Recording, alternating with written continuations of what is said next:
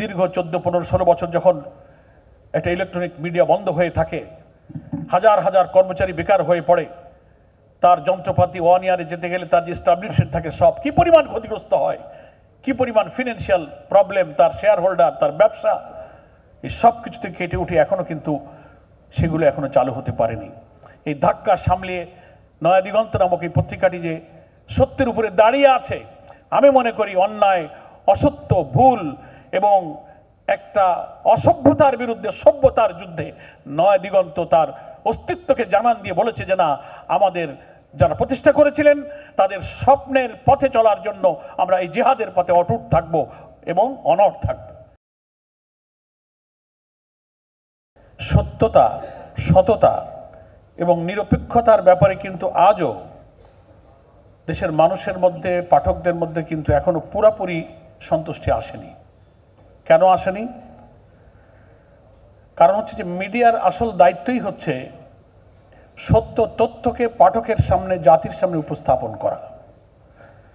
সেক্ষেত্রে দেখা যায় যে প্রত্যেকটি পত্রিকার, গণমাধ্যমের এক একটা এডিটোরিয়াল পলিসি থাকে এবং তার ভিত্তি হওয়া উচিত মোরালিটি, নৈতিকতা, সততা, অনেস্টি। এটার উপরে অনেক সময় তাদের এডিটোরিয়াল পলিসি প্রতিষ্ঠিত থাকে না।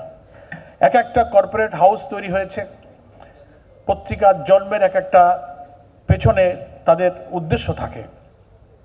কারো উদ্দেশ্য থাকে ব্যবসা, কারো উদ্দেশ্য থাকে কর্তৃত্ববাদী কোনো শাসকের সাথে মিলেমিশে একাকার হয়ে তাদের চাটুকারগিরি করা, কারো উদ্দেশ্য থাকে আমার ব্যবসা বাণিজ্য, নানান শিল্প গ্রুপ, ব্যবসা বাণিজ্য, কর্পোরেট হাউস আছে, আমি অনেক দুর্নীতি করি, অবৈধ সম্পদের পাহাড় গড়েছি, সেটাকে রক্ষা করার জন্য সেফগার্ড হিসেবে একটা পত্রিকা বের করে সেটাকে পাহারা দেওয়ার জন্য তাকে ব্যবহার করে। এই নানান কারণে প্রবলেম হয়ে গেছে যে আমরা পত্রিকার সততা এবং নৈতিকতার উপরে সংবাদপত্রে এবং অন্যান্য মিডিয়া, সেটা ইলেকট্রনিক হোক, প্রিন্ট হোক, সব জায়গাতেই কিন্তু আমরা এই নীতির, নৈতিকতার একটা বিচ্যুতি আমরা দেখতে পাচ্ছি। এবং আমাদের বড় দুর্ভাগ্য, প্রায় 1 শতাব্দী ধরে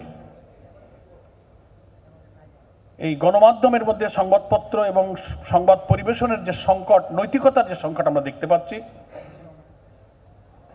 এটা শুরু হয়েছে শিক্ষা ব্যবস্থাকে যখন থেকে সেকুলারাইজ করা হয়েছে, তখন থেকে জ্ঞান, বিজ্ঞান, সভ্যতা, গণমাধ্যম, সভ্যতার মধ্যে কিন্তু নীতিহীনতা, অনৈতিকতা কিন্তু প্রবেশ করেছে, যে কারণে এর প্রভাব পড়েছে সারা দেশে, রাজনীতিতে, অর্থনীতিতে, প্রত্যেকটি জায়গায় কিন্তু এর একটা নেতিবাচক প্রভাব পড়েছে।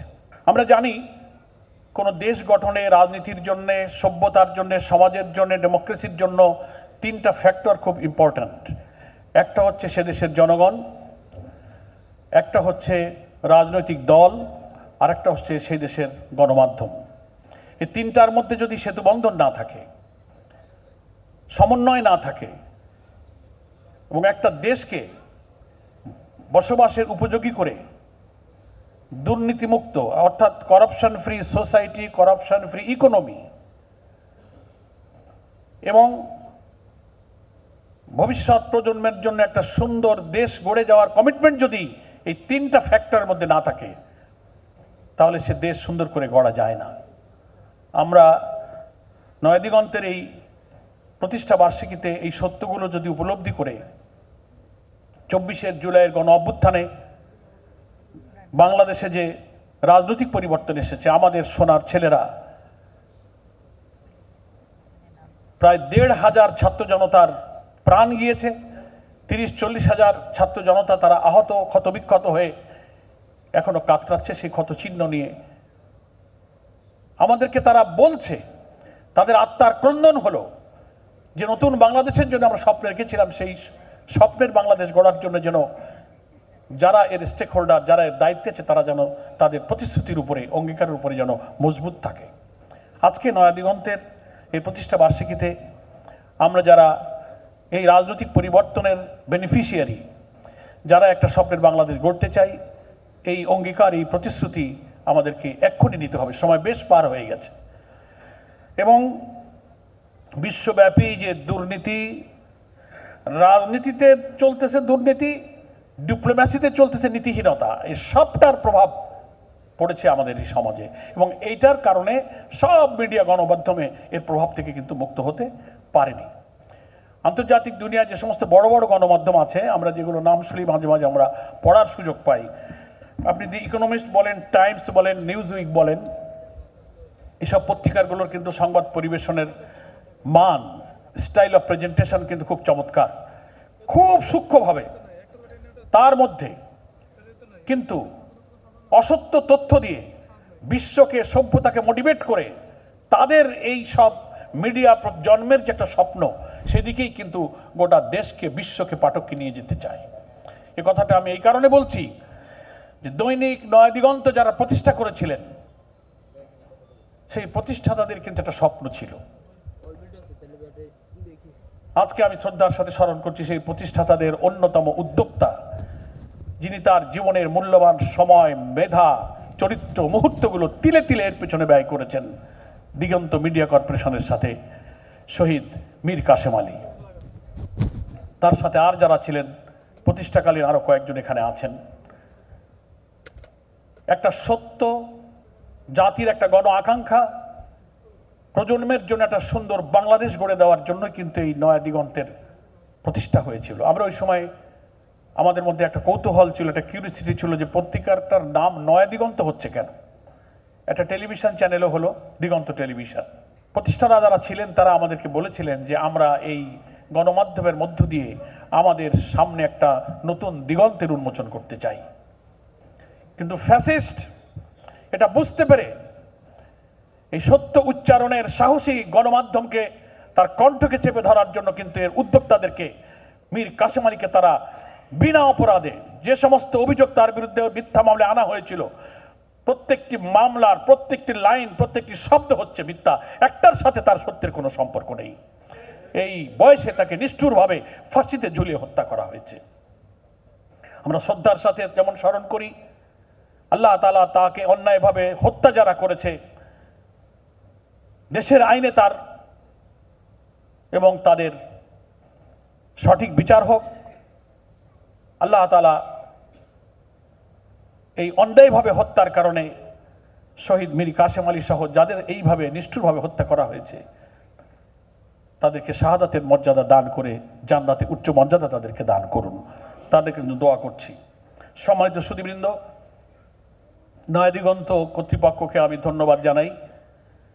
অনেক ঝড়ঝাপটাই 16-17 বছরে শাপলার ঘটনার পর সেখান থেকে নৃশংস নিষ্ঠুর হত্যাকাণ্ড যে টেলিকাস্ট করেছিল দিগন্ত টেলিভিশন, ইসলামিক টেলিভিশন, সেই যে বন্ধ করা হয়েছে সেটা এখনো চালু হতে পারেনি।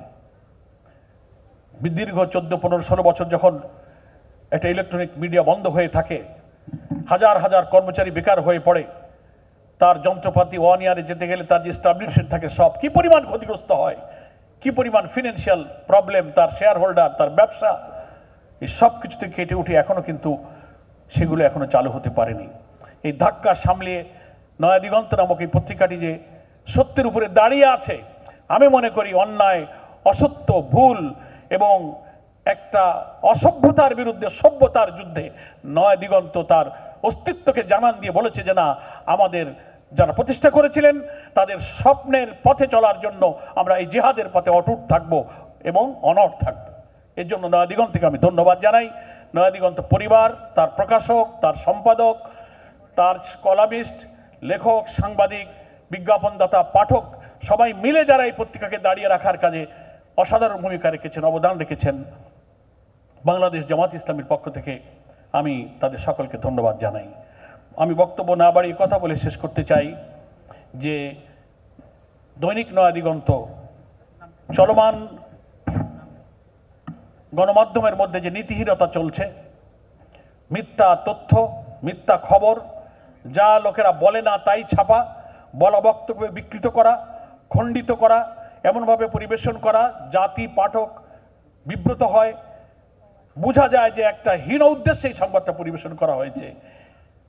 সংবাদপত্র জগতের এই কালো অবস্থা থেকে মুক্ত হয়ে নয়া দিগন্ত তার অপ্রতিরোধ্য সত্যের সংগ্রামে দৃঢ় হয়ে সামনে এগিয়ে চলবে, এই আশাবাদ ব্যক্ত করে আমাকে আমন্ত্রণ জানানোর জন্য বাংলাদেশ জামাত ইসলামীর সম্মানিত আমির ডক্টর শফিকুর রহমান, তিনি প্রবাসে এখন সফরে আছেন।